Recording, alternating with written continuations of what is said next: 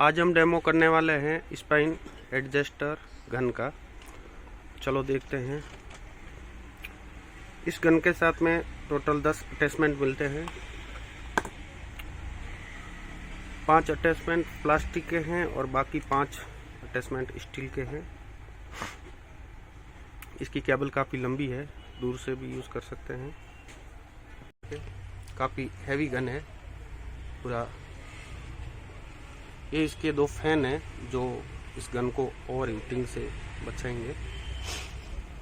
ये गन के सब अटैचमेंट है, बहुत इजी है अटैचमेंट चेंज करना।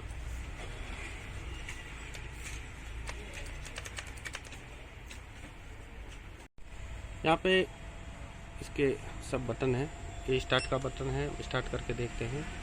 ये इसके मोड है, कुल मिला के 6 मोड है इसके। और ये कम करने का बहुत इजी है। अभी हम यूज़ करके देखते हैं।